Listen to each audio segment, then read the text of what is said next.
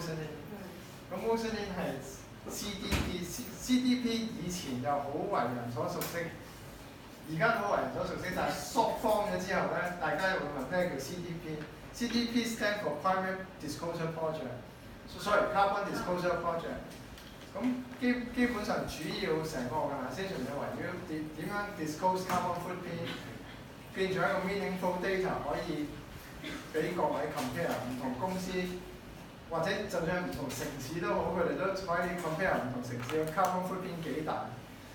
咁點解我咁中意 CDP 就係因為我成日覺得而家好多啲 stakeholder base 嘅 reporting scheme，stakeholder base 嘅 reporting scheme 就主要係問下你啲 stakeholder， 你覺得邊樣緊要，邊樣要 report， 咁就 report 嗰樣嘢。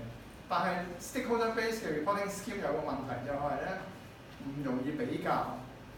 你一間公司同一間公司比較唔到，一個城市同一個城市比較唔到咧，你就衍生咗個問題就係我唔知邊個好啲、差啲，做得從而進步。咁所以 CDP 係一個 science-based、principle-based 嘅 reporting scheme。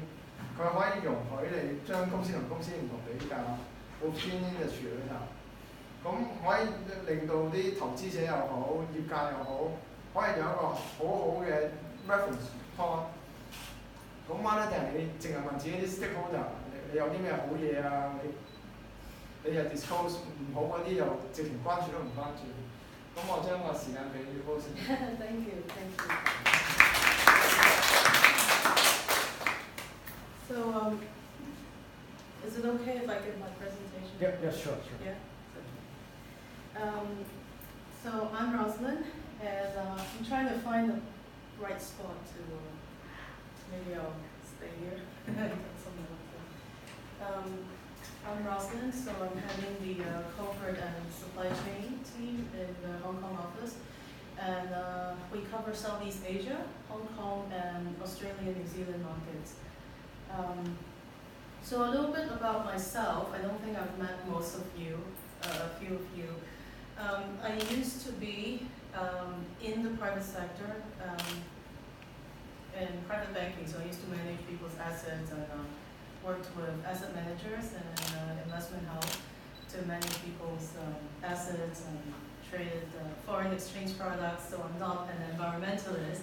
I'm not born as an environmentalist, but I do see the value in sustainability, because without that, it won't connect to that triangle where environment, social, and governance piece has a lot to do with, the triangle is all connected with the financial prosperity of things.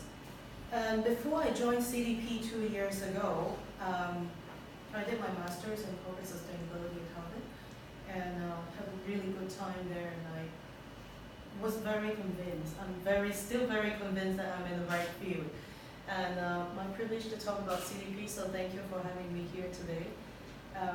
Let me start, but just a show of hands, has anyone heard of CDP before you see me today or before you come into this room? Has anyone heard of CDP before? Okay, thank you. And anyone, I'm standing in Friends of the Earth office, so this question is obvious, but has anyone heard of ESG? Yes? Okay, thank you.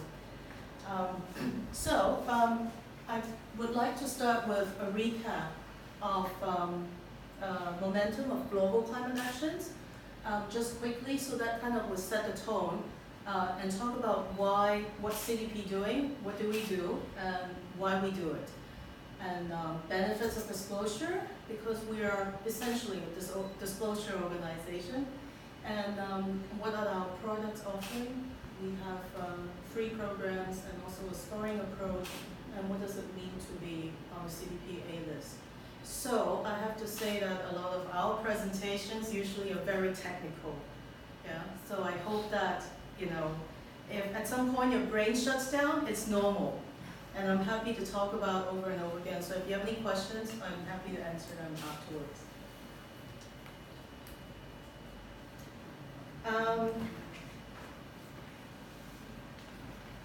So 6 weeks ago, we had a super typhoon, Mangkhut, right? and struck Hong Kong, passed by Philippines, struck Hong Kong, and in Hong Kong it was the strongest storm ever since Second World War. We had 15,000 trees fell. Okay, that's not the worst part. We had no casualties, which we're very lucky. But in Philippines, it was much worse. In terms of casualties and physical disruption, it was much worse, unimaginable. So we shouldn't need reminders, but this super typhoon is a reminder that climate change is not a problem of the future, but a problem of a problem with real impacts now. And globally, climate change, climate action is growing. I don't know, about 2 months ago, I don't know if any of you heard of the Global Climate Action Summit, GCAS, Global Climate Action Summit.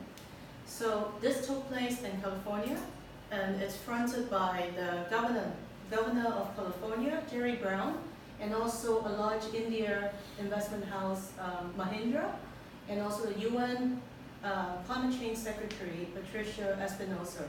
So what was this summit about? It was, they launched a challenge.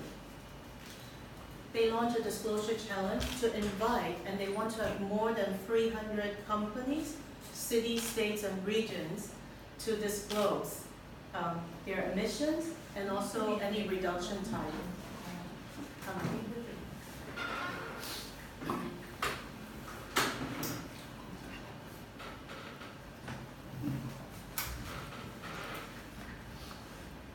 We were just talking about the Global Climate Action Summit that happened in California. So they had this disclosure challenge, and they were trying to challenge to have more than 300 companies, cities, states, and regions to disclose their emissions and also their reductions, any reduction target. So invited all companies and city states all around the world, and guess who are the companies in, say, Chinese companies that raised their hands to participate? So we had Entersports, and Hanga. Hanga is Hanglong Datin, and also Yuyun Industry. So these 3 companies are the Chinese companies that say, hey, we want to participate, so they became one of the 300. It turns out to be more than 300. And then in Singapore, we have UOB, and we have Sustainability Asset Management Solutions. So not many, but you know, it's a good start. You know, our region here, we're looking at the trend. We're like 15 years ago of North America. That's how I see it. And well, that's how many people see it. But it's okay, we will get there. We will get there. So now the next slide, it's about deforestation.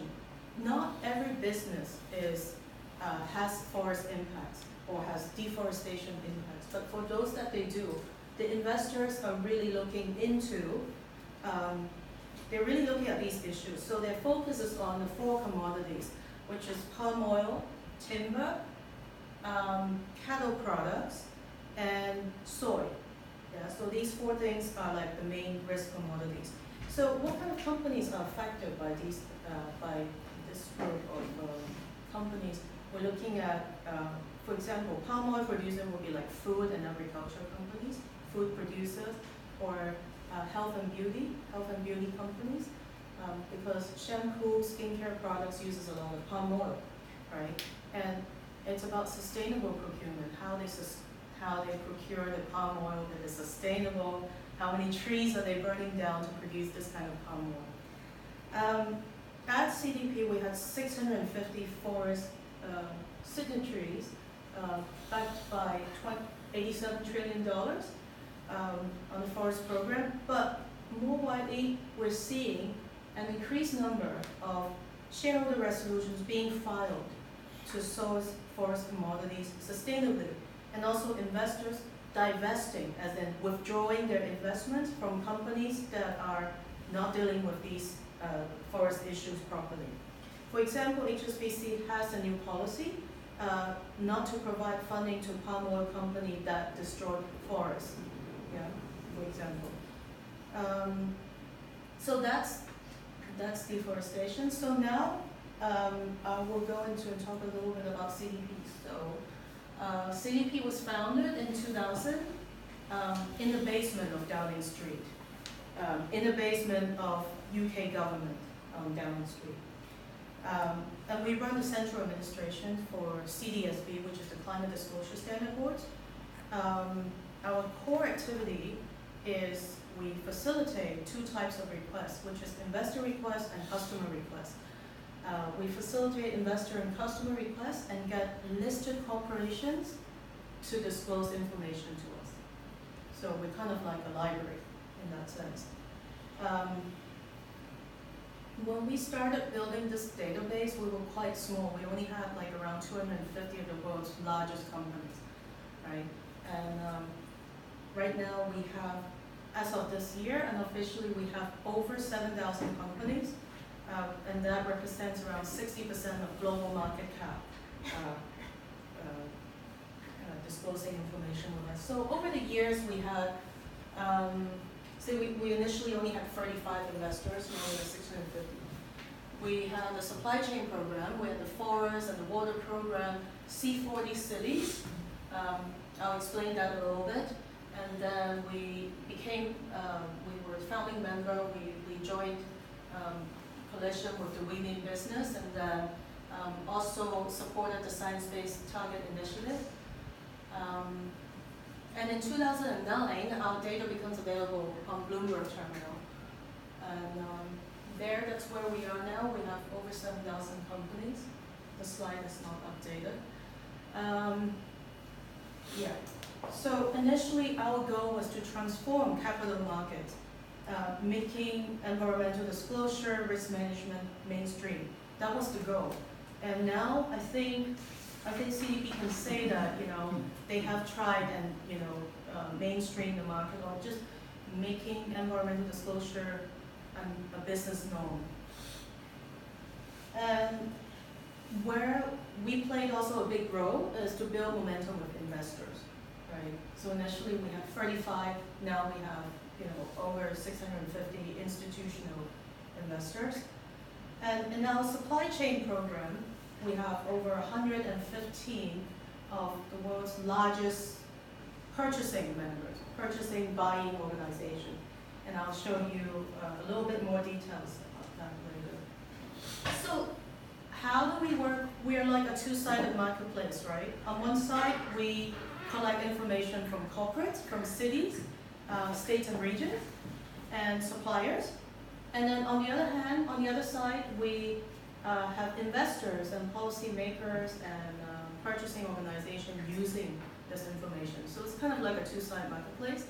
And then we charge a small fee on both sides. So this is the basic business model. And of course, we also have, our operations are also supported by some government grants and philanthropies.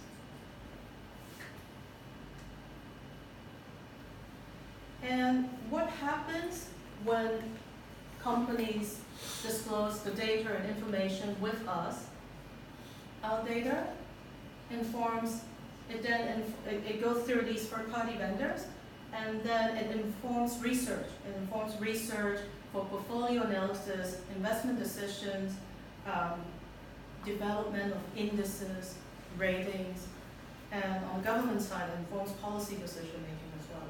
So governments are not asked to disclose information here with us, but they go into our platform, they look at the responses that cities and states and regions provide us.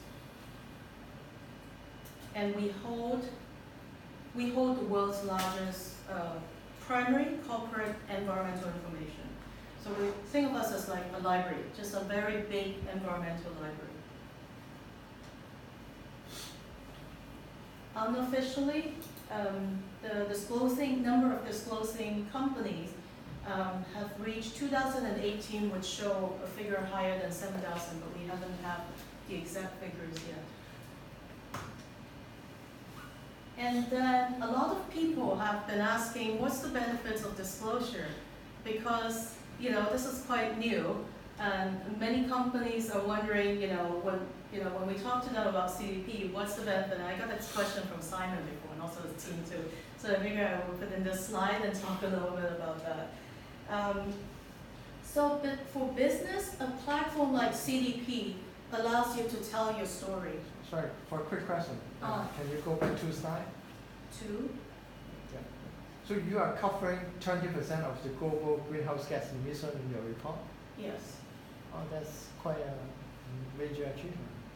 So you are saying like 20% of the polluter 20%, yes, are disclosed to CDP. Yeah. Well, I think 20 is not, we should be able to do better, you know. 20 is not a very impressive figure because it's a global figure, you know. We're still trying to bring up this figure. Yeah. But thank you. So yes, back to the benefits. Well, for business, a platform like CDP allows you to tell your story. Tell a story to a wider audience, yeah, including your investors, your stakeholders. So communicating your efforts and approach towards ESG risk management, improve performance, track performance, build supply chain resilience, and do benchmarking. So Simon mentioned earlier, benchmarking is a big part of our work too.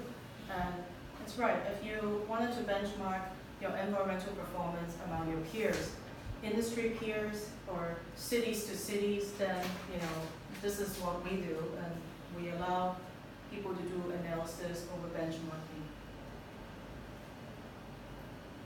So if there's a voice right now in your head that asks why should we bother, which I'm assuming this shouldn't be the case because I'm in Friends of the Earth here, but if this voice in your head is asking why should we bother,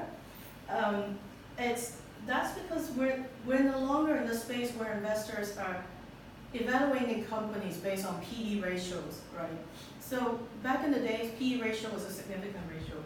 Nowadays, investors are evaluating a big range of KPIs, a big range of indicators, and ESG are increasingly relevant because ESG is increasingly relevant.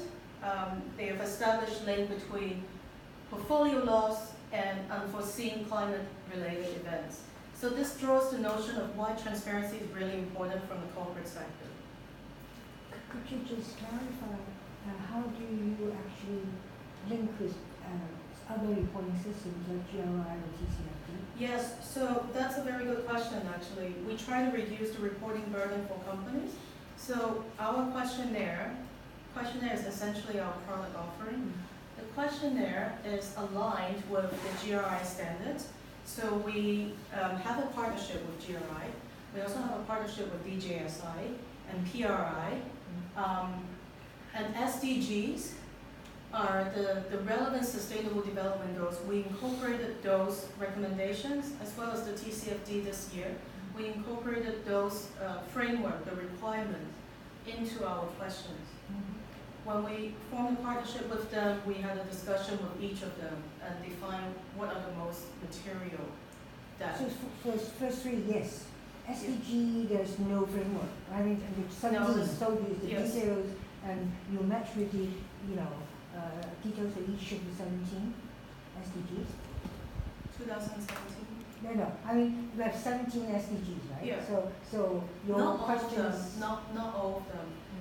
The reason is we are focused on environmental, highly focused on environment metrics, so environment governance. We don't cover the social part. Because so ESG does require us, right? does have the social element in there. We don't have the social bit. Okay. So with the SDGs, it's only the relevant the climate, the water, the forest, waste, energy. I can't name them all, but the relevant, only the relevant. So in fact, all of them are relevant.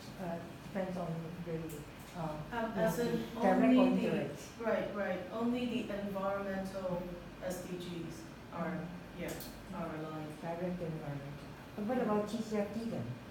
TCFD is, we are on the board of the TCFD initiative. So this was actually demanded by the investment community. They asked us, can you please incorporate this set of recommendations into the questions? So we changed our questions a little bit this year. we had a lot of changes this year, a lot of new updates, but 2018 was the first year we incorporated the TCFD. So TCFD stands for Task Force for Climate-Related Disclosure, Financial Disclosure. Basically translating climate risk into financial impacts and risk, into the figures. So that's that, yeah. I think I've covered most of it on this slide. So the next few slides are focused on supply chains, because supply chains are very important. Supporting companies to build a sustainable and resilient supply chain is actually one of our core functions as well, and that address the customer request part. And it all comes down to cost. Cost is a big business case. When we look at all the risks and impacts that I'm going to talk about next, it all translates into cost, and more like hidden costs, unexpected costs that companies usually don't look into. And did you know that studies have shown that there's an average of 4-to-1 ratio of emissions between supply chain and direct operations, meaning that supply chain 4-to-1, supply chain emissions to direct operation emissions. So that's quite a significant amount in the supply chain, and depending on what industry, the ratio could be higher. So with supply chain risk, we talk about risk with extreme weather events that we're seeing very often now. Extreme weather events that could affect supplies, could affect production, and imagine the cost of also responding to regulation changes. So regulation change, usually you won't know in advance. It happens, it just happens. And when it happens overnight, suddenly companies have to think about what do we do?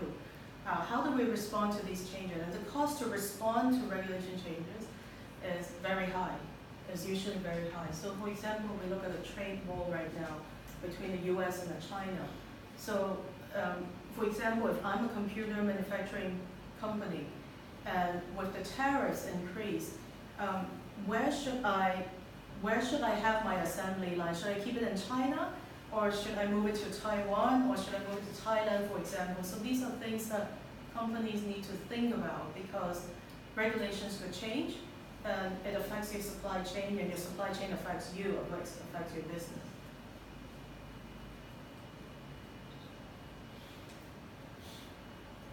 This slide says deforestation and supply chain risk, but it's not just deforestation.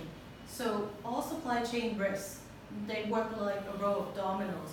So dominoes are, I don't know if you've played the game dominoes, like you have like many blocks standing, and if you push one over, the rest start falling, right? So those are dominoes, and the supply chain risk is like a row of dominoes.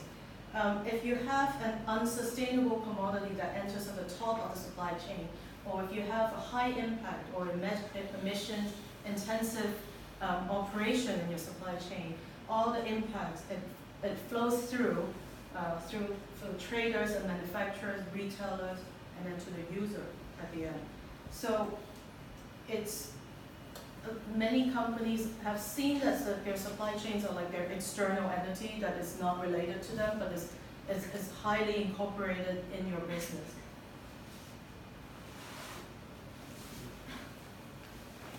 And I've decided to show this. So this is the list of the supply chain members we have globally. We have a few in this region. They're mainly telecoms, Taiwanese telecom. Most of them are in North America and Europe. They're from different industries, from telecoms, automotives, food and beverage, health and beauty, what else? I see computers, manufacturers, some data company, finance. So it's really a mix of all industries. And all of these have in common that they have a procurement line. They have a large procurement line. So they are all using their purchasing power to get their suppliers to respond to CDP. And the whole point is so that they can manage the environmental risk in the supply chain and to also develop a more sustainable relationship between buyer and supplier. So can I assume that there's a lot of manufacturers, they do OEM, they actually reported the CDP score for their client. Like for example, producer is using a manufacturing plant in Fujian. The Fujian company need to report in CDP Yes. score to producer, so it can cascade on. Yes. Now for this program it's a bit different. This is a membership program, so there's the investor program where the request comes from investor. For these, each of these companies are customers and they request their suppliers to respond. So each of these have maybe 60 or up to a few hundred of their suppliers, like Walmart has many suppliers, right?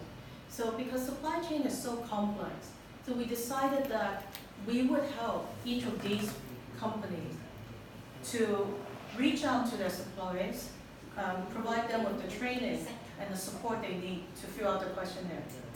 Because our questionnaire is quite comprehensive, so a lot of suppliers are SMEs, right? They're smaller scale, they're smaller size. But having said that, a lot of these are also suppliers to other companies. So we work with larger suppliers, we also work with smaller suppliers. What about the financial ones, like Bank of America, KPMG, MetLife? These are really not manufacturing, so their supply chain would be relatively less. Yes, much less. That's a very good point. So their supply chain for the finance industry has many different areas. We look at like IT, we look at the equipment. Bloomberg terminal they use and all those other infrastructure. Yes, and there's also still relatively much less than say a large supermarket chain. Walmart. There are also like data companies, right? Data companies, IT equipment. There are also credit lines. A lot of the finance companies, when they issue credit lines, right, to other companies, that's also their supply chain because they're. So you include the credit line industry? Yes, we suggest companies do that because that's a lot of their risk in there, a lot of the risk, and a lot of them could be not just with climate risk but also water and forest.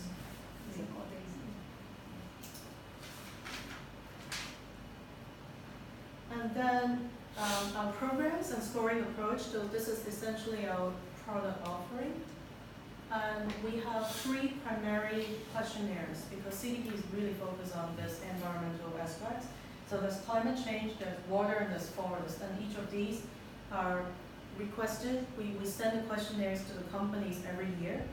And not every company gets the same request. Because, for example, if you're Walmart, for example, then all 3 of them are related, right? Mm-hmm. But if you're a property company, then most likely forest is not material, even though timber will be seen as, we had this issue that we requested Hong Kong property companies to respond on forest this year, and we got a lot of resistance. A lot of companies say, why do we have to respond on forest? Because timber is actually not material. And my argument is, okay, on behalf of CDP, my argument is some property developers do use a lot of timber. So if you go to like Pacific Place or a certain mall, you do see a lot of wood, like beautiful wood used in there. But still, I agree with them that a lot of it is not material. Timber is not material in Southeast Asia for property sector. So we had the forest request removed this year for Hong Kong companies. So back to property companies. Property construction sector is really just climate and water, right? Around emissions and water. Now, what are each of them focusing on? The climate one focus on like setting a strategy, having targets, like reduction targets, risks and opportunities, and also the climate metrics, the calculations, footprint, performance. And then the water one is focusing on like water risk, like pollutant risk, pollution risk, water use, how much fresh water do you use, how much water is being recycled in your operation, And if you're polluting the community, that could be, affecting other people. So these are things that we ask companies to disclose because the investors are looking into it. Now, Forest is focused on the 4 risk commodities, the timber, soy, palm oil, cattle production. I probably should also mention we're working on an Indonesian palm oil project right now. So we're working with Indonesian palm oil suppliers, and I know it's a big sector, but for Hong Kong companies, it's probably not many are relevant. We'll probably be looking at food producers and health and beauty sectors. Those will be related to palm oil. But you have soy for soy. Yes, that's one big soy. Yeah. And also all the xiao. Yes, yes, right? yes. So we have a lot of Chinese companies. Yeah, Chinese companies, and they make instant noodles or Yum China, for example. We have many Chinese companies that forest is actually more material than the rest. Now, TCFD is very new, and I don't expect many of you to know or understand what this is about. It stands for Task Force for Climate-Related Financial Disclosure, and it's translating operational impacts into financial impacts, financial risk.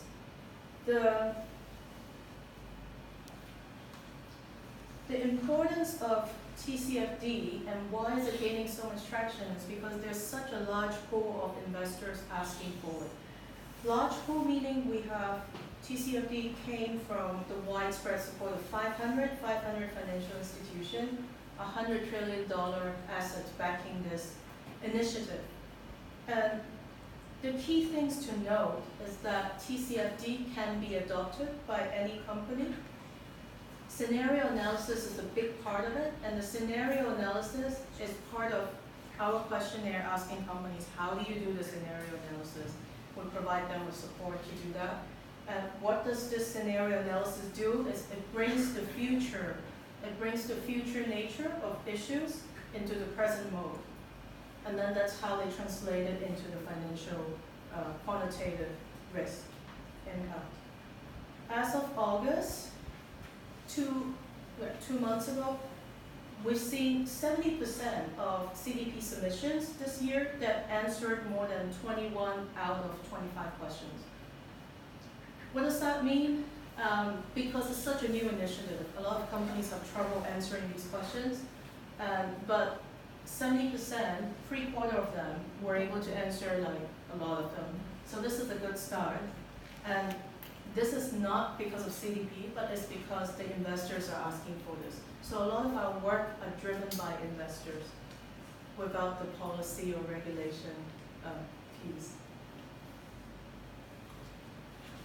And until recently, now this is very, very new. Until recently, most of the conversation focused on asking companies to provide information to investors. So it's kind of a one-way street. Investors ask information from companies.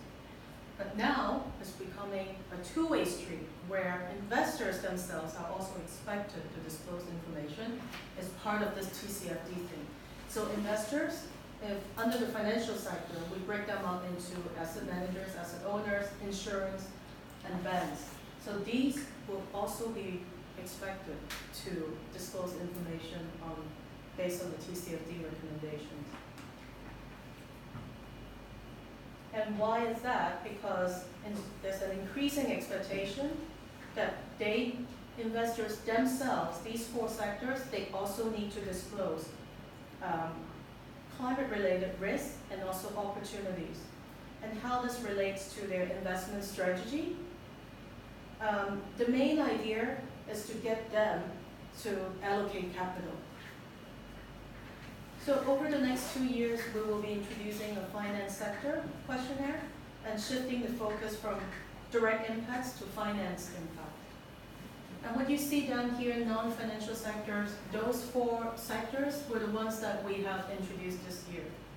So previously, CDP only has one questionnaire for climate, one for water, one for forest, and one questionnaire was addressed to all industries. And many industries were saying, well, certain questions actually is not relevant to us, so what do? So we have introduced the sector, and these four are like the highest, high impact sectors that were being introduced this year. Next year, we have a metals and mining questionnaire only for the forest program, and then in 2020, we have the finance questionnaire. Finance, real estate, I don't know about IT.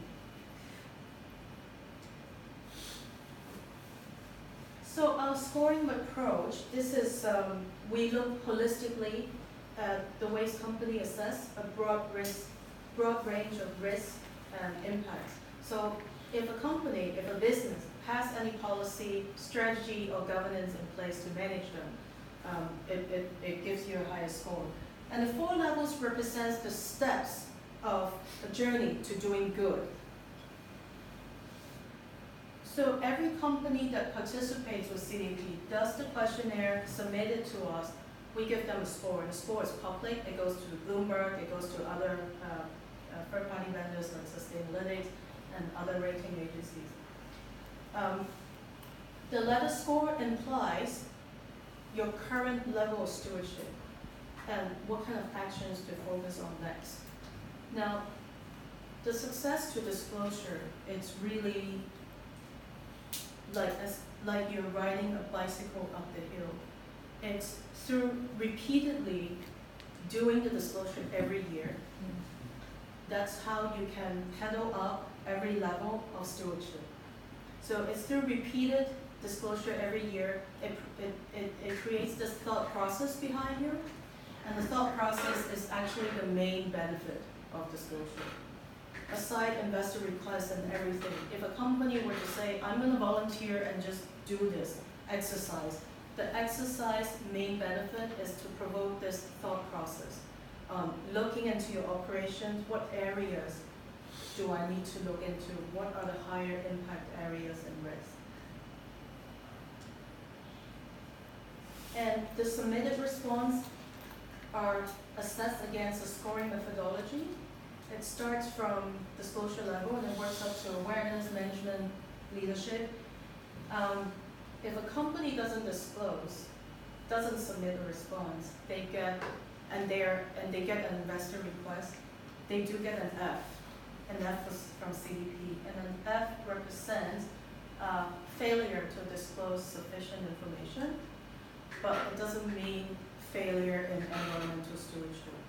So we always try to make this point clear because, it's not exactly well understood sometimes, but it simply means, you did not disclose any information. But if you do disclose information, even partially, you will get a grade, either a C, a D, or a C. In Hong Kong, because as I said, disclosure is a journey, in Hong Kong, the average score is a C minus. I need to make this clear to manage expectations, right? So in Hong Kong, the average score is a C minus. For example, in Philippines, the average is a D. Singapore is the same as Hong Kong. So we are not that bad.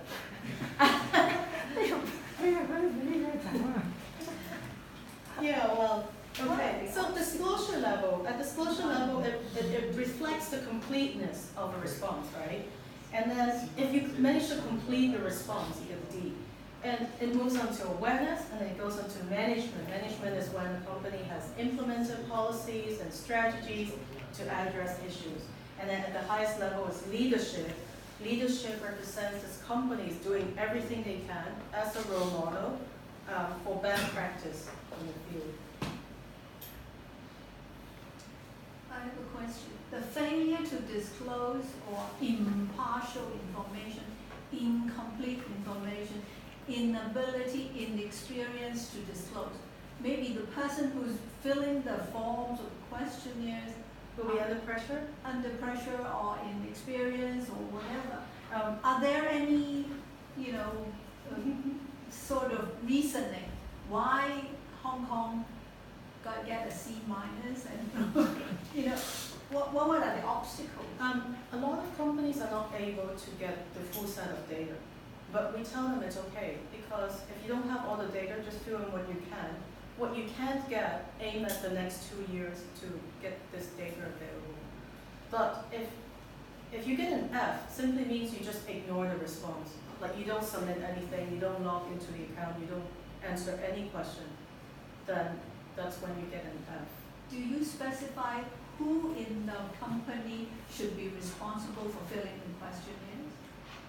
We don't. It is the company's duty to do Can that. it be a CMO? Can it be just a CEO? No, but companies do get a high score if they get like a board level or a high level of support. So we always encourage companies, get your board level or senior management, because it has to be a top-down approach, whether it's budget allocation, whether it's taking these issues seriously. It can be just the sustainability person. Of course, the person actually does the questionnaire, usually it's sustainability team or environmental or CSR, right? They do the questionnaire. But the person who signs off should be somebody at the senior level. Now, can I engage a consultant firm to do it Yes. beautifully Many companies do that. and dress it up for me? You cannot, because I think according to the requirement from the Michael Bloomberg said you could do it, in the coming 5 years. But as you said, some of them may realize some of the risks they haven't assessed, so they take a year or two in order to actually get the information together, right? So therefore, it doesn't mean that we are at C, we are bad, because at least there is awareness. So then the next stage is where the management will put money into the risk assessment, Yes. and then the leadership would actually put money into removing the risk altogether, like doing a different supply chain management and so forth, right? Yeah. So it will take a few years. So I don't think that's too bad. Well, we do have companies that started with a C, and then in the second year they receive, they're able to work it up already to the next level. You're right, it's a journey. We don't have, especially in Hong Kong or this region, we don't have many companies that say, the first time we do a response, we get a B. That's quite rare. Do I get a peer review? In case I get a C, who can be the middle person, a neutral organization can peer review my rating? You can get it verified. You can get your data verified. If you have verified data, you also get a better score. You get a higher score. So the points do allocate quite fairly. It's not an easy exercise, I would say. I'm just being very honest. It's not an easy exercise because CDP's mission is to drive action. Yeah, we're not there to, we're quite independent. We're not commercially affiliated, so it's not like, oh, if you get a good score, you get to go on to our other index or rating, something like that. We don't do that, but we do set the bar very high because we're an organization driving actions. We want companies to do more, but we're also not one that go after them and say, oh, you didn't do enough, and that part we will do. Friends of yours. Yeah, that's true. You could. Leave somewhere for us. Yeah. We're also, many companies use us as a tool for communication. So recently I've had like a Finnish paper company where they were in Hong Kong, and they have a lot of suppliers in Hong Kong, paper company. So they supply to a lot of customers actually. They have a lot of customers in Hong Kong and China. They asked me to join their seminar and kind of like verify how long they've been disclosing with CDP, and they've done very well. So they got an A in every program. So that's something for me to easily confirm that yes, they've done that, and it's kind of something that they wanted to tell their audience. So we're a communication platform in a sense. Yeah.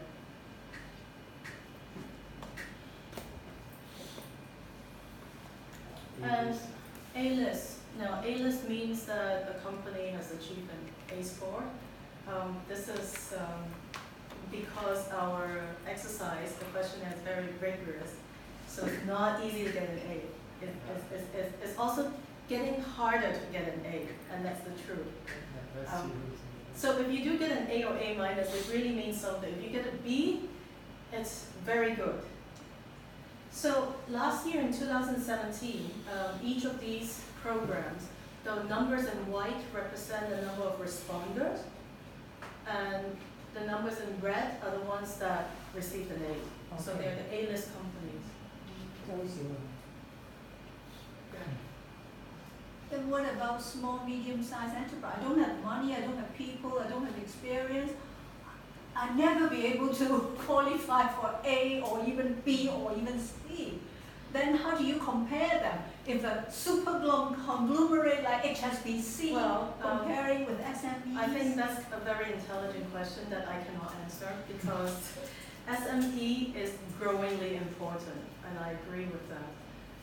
Our framework is really designed for listed, like large companies, but on the supplier side, if you're a supplier and you're an SME, we have a shorter questionnaire, but that's for the supply chain program. Mm-hmm.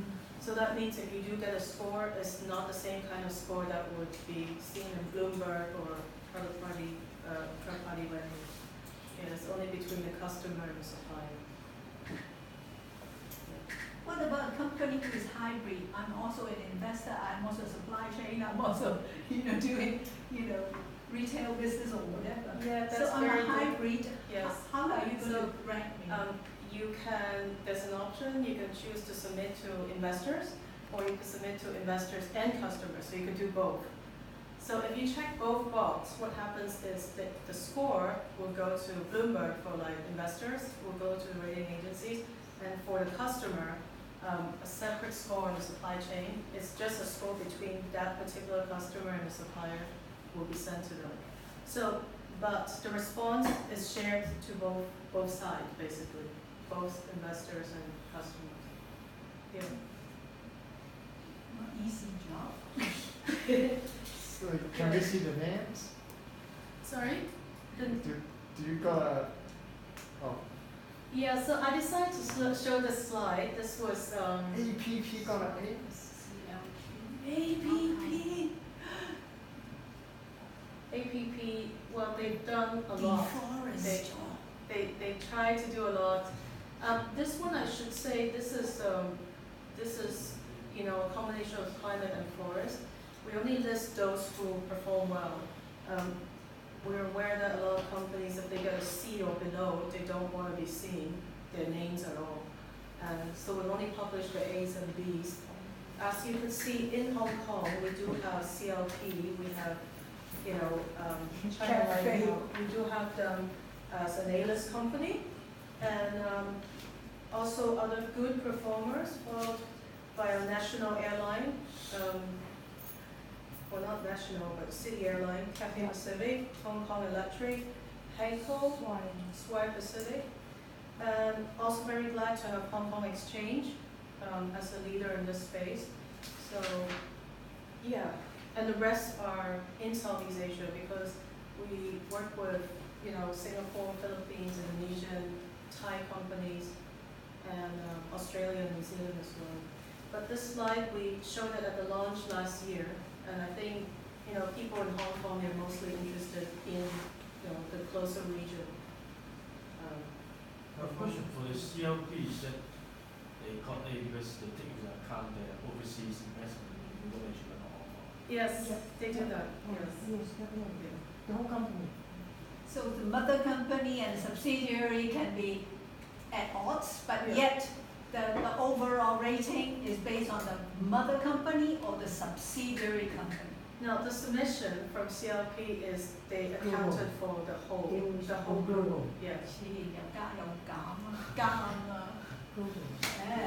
Is it a supply chain part or? No, it's just the direct, direct operation. But you cover the three, right? You said climate, forest, and water. They responded on, this is a mix. So AP and P, they only responded on forest. They got an A in forest program. CLP Because would that's be, the, should be, CLP is climate, Climate yeah. and water. They did climate and water.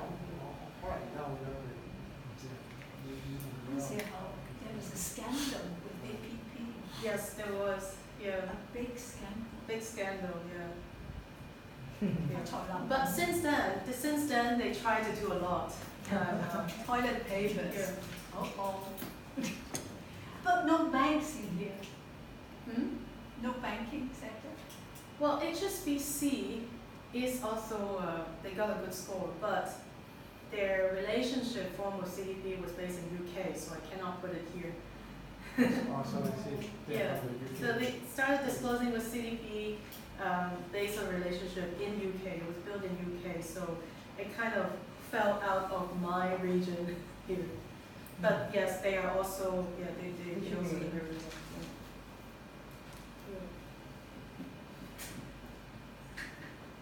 And I think this is my last slide here, and it's showing quotes from two powerful leaders in this space. You know, your friends on the earth on the list.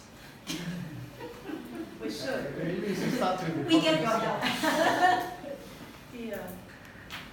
So, you know, I'm happy to answer any questions you have. If you know, I expect you to help me sell CDP now that you know what we do and everything.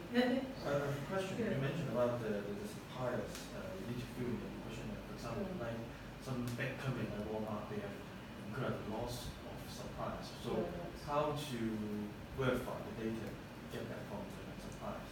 We do have, we do work with like a third party verification. I believe Walmart uses SGS as verification. They do get verification for their supplier responses. And also Because they really take this seriously. is random sampling or you need to take all the data from all the suppliers?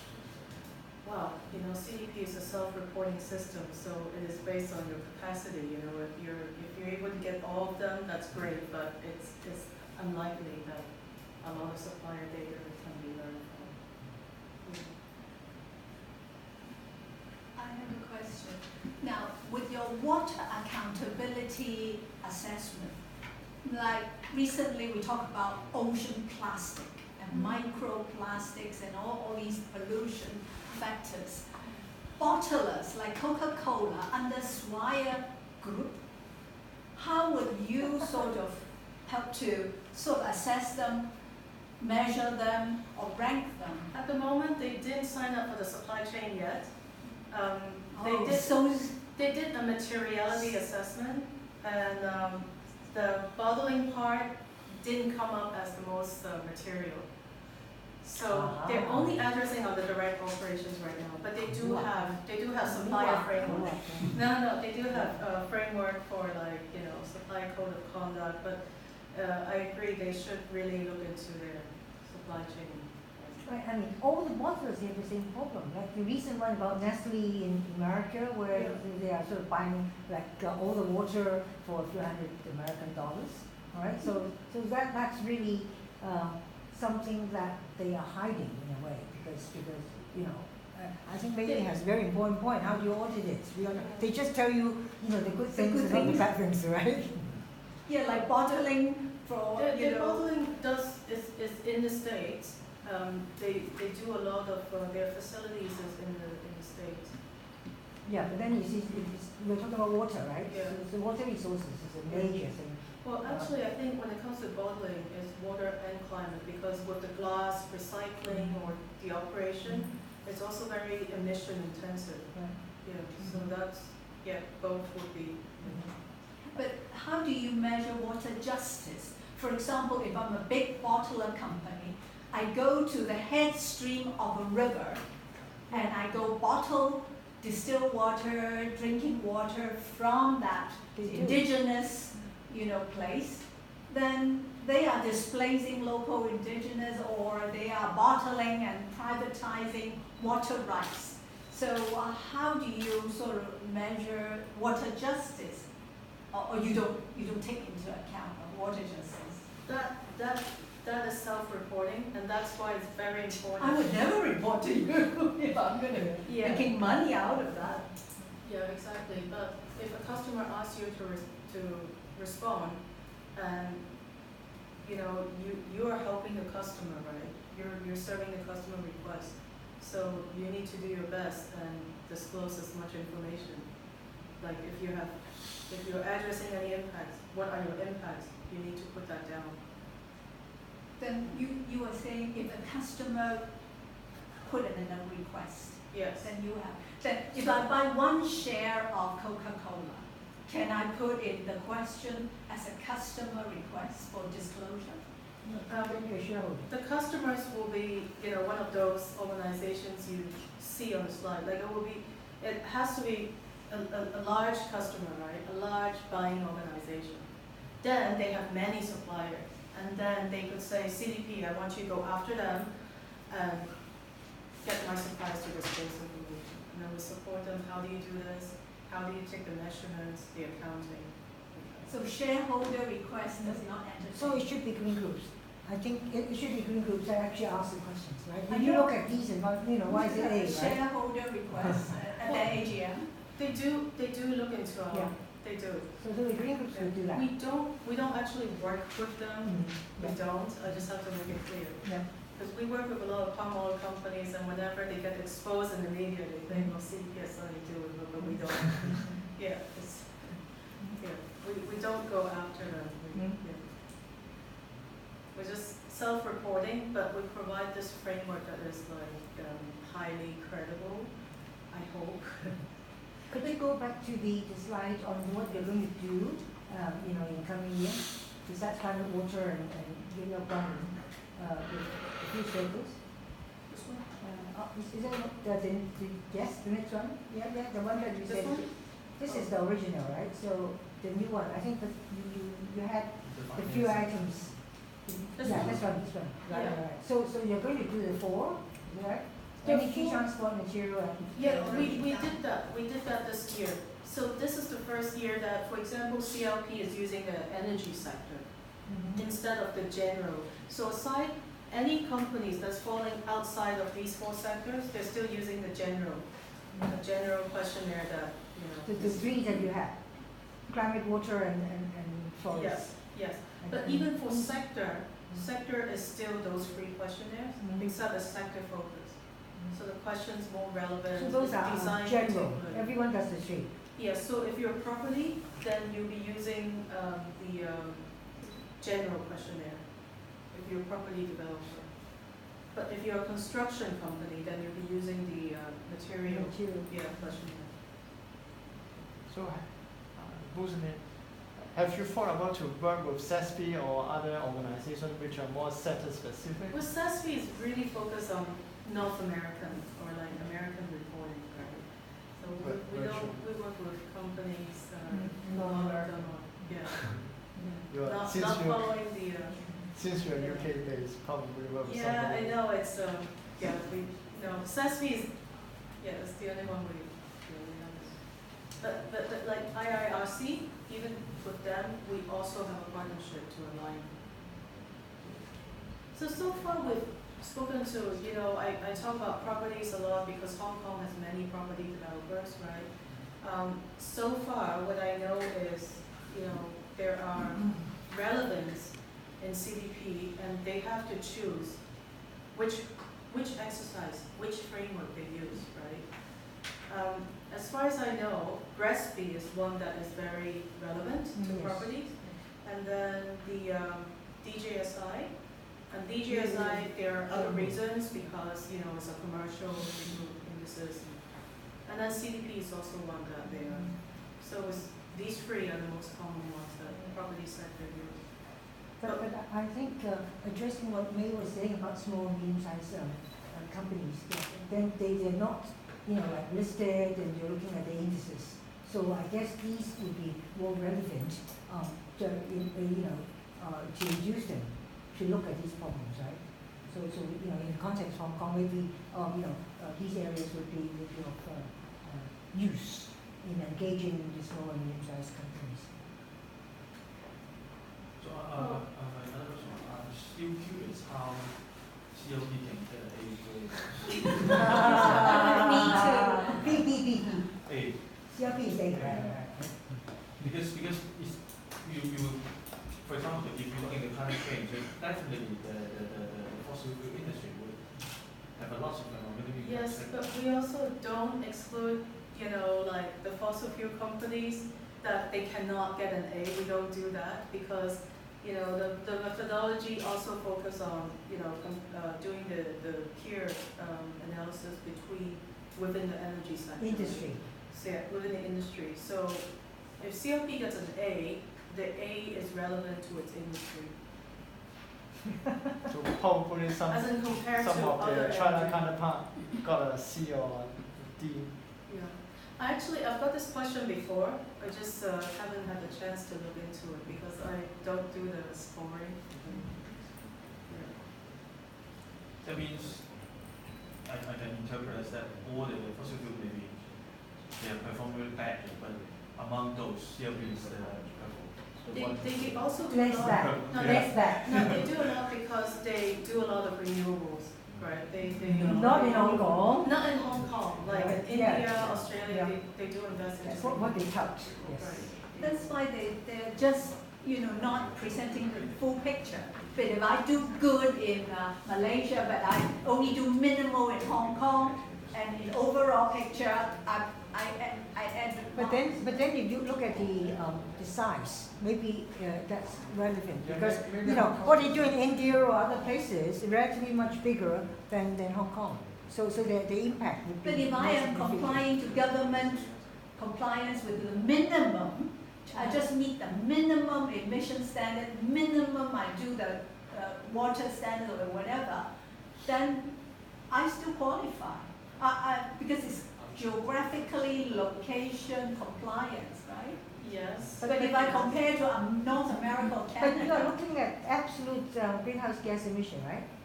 I mean, how do you actually We look look at at both. energy?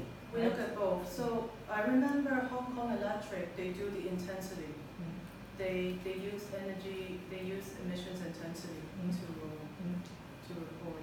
Okay, absolute as well as intensity. Yeah. You see, so although they have still coal power plants, Yeah, right? so But you the- can but choose. the actual amount is actually maybe relatively small as compared with India. So the total greenhouse gas emission is actually relatively better, right? but they're dragging the feet on wind energy, Right, solar energy, Yeah, and yet they're But just, only in Hong They Kong, do see? wind- They yeah, are saying that wind they do it farms. in They other have wind places, right? farms Yes, also, yeah. in China as well. 古惑咯。都唔係啊，咁就 I think basically it's a matter of numbers, right? So Yeah, it's numbers. in Hong Kong the numbers are smaller. Where's Jeannie? Jeannie from CLP she would be able to. I know. Yeah. We know her very well. She'll be able to. I know. explain, you know. That's what she said, right? We've heard her many times, right? Yeah. Then So- what about e-commerce company? They're using over-packaging, and all those things. Yes, you're right. And then the transport of the freight and the goods all over the world with e-commerce, Yeah, that will be a big footprint. yeah, definitely, yeah. I think that's, it's not in any of these sectors, It's probably under transportation to some extent, right? but Deliveries. the core e-commerce companies will be Are not the core. counted. Yeah, yeah, but their supply chain, their scope 3 would be, well, scope 2 would be, transportation, this logistics. It may fall under some of that, right? Products, packaging, food, meat. It covers everything, Yeah. in fact. If it's e-commerce, you will be Selling everything. sourcing, Yeah. energy for packaging, And the energy for the transport and all for that, right? transport, and also materials and, the robots. Gosh, how do you categorize them? It's difficult to compete with that in your same sector, right? I like it. Next year, you're looking at the banks and asset owners. Yeah, So they you are do. looking at lending policy and Yes. all those other stuff. I think if I remember this, the liquidity risk, market risk operation, and credit. They're looking at these four categories with the finance sector. What role can shareholders, contribute to your scheme? As if I hold certain shares of these big listed companies, or they would talk to the board, I think, essentially, and ask these particular companies to manage or disclose these risks, so that they know what's happening, right? Because shareholders, they don't know what's happening with the company. They don't necessarily know what's in their supply chain, what kind of risks, that they carry. But I remember, for example, Greenpeace go to the AGM of Hong Kong Electric or CLP, and they raise the question about you're dragging your feet on renewable energy, okay, you disclose this, but they didn't get the real picture. Do you take into account shareholder resolutions and shareholder questions at AGM? I'm not sure. I don't think so. No. This is really based on what information goes onto the question. Yeah. Sorry, you have the question? Are you optimistic about the scores of those Hong Kong's corporations? You mean the ones that are disclosing? Yeah. I'm optimistic that the scores will improve. Yeah. But I have to say, I think in the last 2 years I've seen the scores remain quite consistent. Consistent is a good thing because we're constantly raising the methodology, we're raising the bar. So I think last year I remember seeing a lot of companies having a slight downgrade in the score, and they go crazy because investors ask them immediately, they get all kinds of questions, what happened? Why did you get a minus? Why did you, why is your score, got worse compared to last year? And so they have to prepare a response, and it takes them a lot of time to do that. But yeah, this is the case that it's CDP scores are not, it's not easy to achieve like a high score. It's really real effort into. But I am optimistic because I do see a lot of companies starting to take this seriously, Hong Kong not so much moving as fast as I hope, but Singapore is moving very fast because they also have a bit of government push there. They have a climate change secretariat in the Prime Minister's office, and they engage with the private sector. So can friends of yours help? We could just push the companies in this direction, right? Yes. Because that's advocacy for, this is what we're trying to do. Yeah. Without the regulation piece, right? So, right. So it's pressure from the green groups and the public. We educate the public about it, and then and put pressure on the companies to Yes.